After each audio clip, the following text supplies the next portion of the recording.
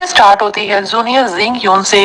Junior जिंग अपने master वांग जियन की बातें सुनकर के कहता है कि वो ऐसी बातें क्यों कर रहा है जबकि डाशांग अभी मौजूद नहीं है और हमारी मौजूद ताकत के आधार पर हम हमारा टियान युआन समुदाय के साथ वो 5 महान देवता डील नहीं कर सकते।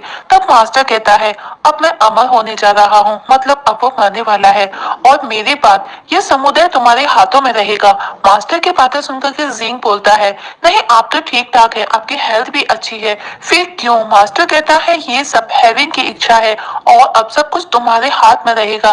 तुम ही एक हो जिस पर मैं भरोसा कर सकता हूँ, तुमको सब संभालना होगा। जिंग कहता है यहाँ और भी लोग हैं, मैं कैसे इसकी रेस्पॉन्सिबिलिटी ले सकता हूँ?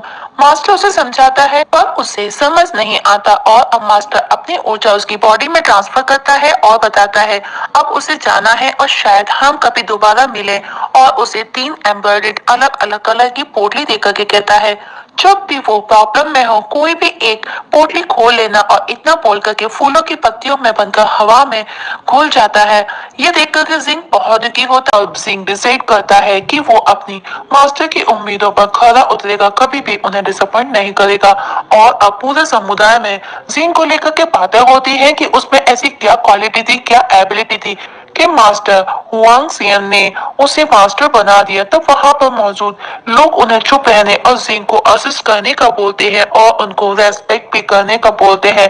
तभी वहां पर जिंग एज अ मास्टर आता है, जिसे देख वहां मौजूद एक लेडी उसे कुछ कहती है तो उसका भाई उसे बकवास बंद करने का बोलता है। और अब जिंग वहां मौजूद सभी लोगों से उनकी मर्जी भी पूछता है कि क्या वो उसे एज अ मास्टर एक्सेप्ट करेंगे। सभी लोग रेडी हो जाते हैं। तभी अचानक से मौसम बिगड़ने लगता है और हमें 3 सस्पिशियस लोगों को बात करते हुए दिखाया जाता है जो कि टियान युआन सिटी में आए हैं। सब लोग परेशान हैं कि अचानक से मौसम कैसे बिगड़ गया, अभी तो धूप थी।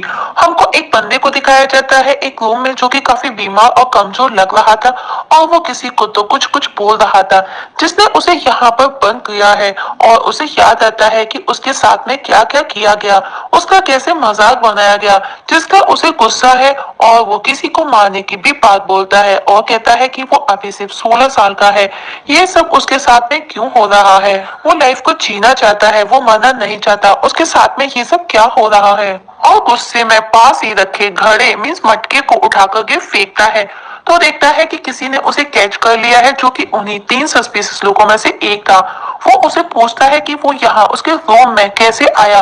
लड़के को लगता है कि कोई डिवाइन फैमिली से उसे मारने आया है। सस्पिशियस बंदा बोलता है तुम अभी तक मरने से डरते हो, जबकि एक ना एक दिन सब यहाँ पर सब कुछ खत्म नहीं हो जाता।